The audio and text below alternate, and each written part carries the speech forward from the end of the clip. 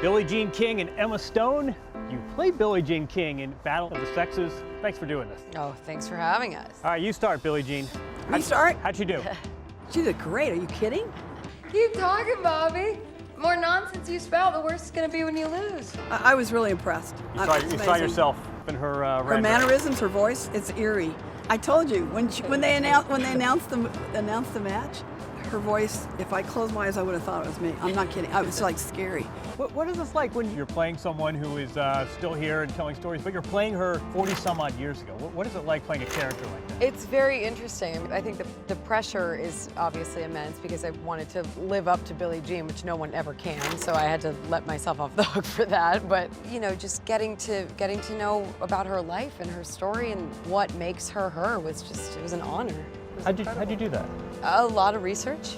I talked to Billie Jean a little bit, but it was mostly watching footage from the time, reading interviews from the time, reading about basically everything before the age of 29, so that I could try to create like a capsule of this human being in this point in her life without the sort of circumspect, obviously, and retrospect that she has now. Your approach for this role, do you say, I know that match, I know all about that, or did you say, wait a second, I need to...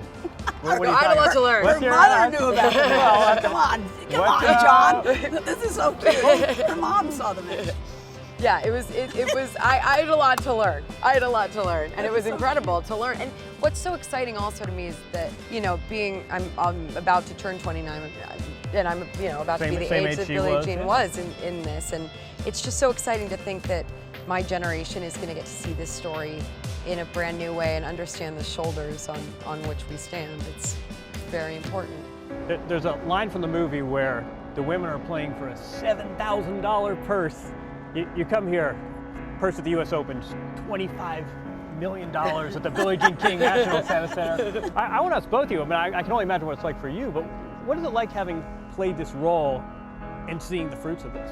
It's unbelievable. I mean, this is my first time at the U.S. Open. This is my first time in this world, in this major of a way. And so I'm just, I'm pretty stunned to see all of it, and it's just incredible. How do you feel? Yeah, how do you feel exactly? About what? About the prize money or Emma or what? How do you feel about in this movie in which you're portrayed, the women are scratching and clawing for a $7,000 purse, and you come out here in a tennis center named in your honor, where the winner of the U.S. Open is going to make almost $4 million. Well, it really makes me happy. It makes all of us happy that we're from my generation, because when we signed that $1 contract and then later did the WTA, our dream was that any girl born in the world would have a place to compete, because they were dropping tournaments. I don't think people realize they were dropping all the women's tournaments. So we were going to not even have a place to compete. So we wanted a place to compete, to be appreciated for their accomplishments and not just their looks.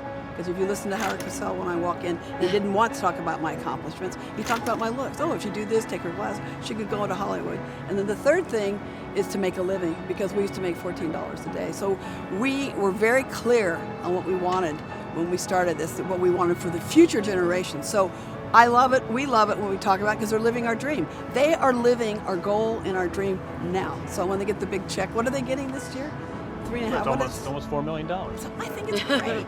Now, we just want a couple percentages. No. No, but you mentioned that Howard Cosell talked about your looks when you took the court. That's all I talked about. I go on your IMDb page, and what does it say? Husky voice, blonde hair. Yeah, it's always better looks. Where are we in this journey?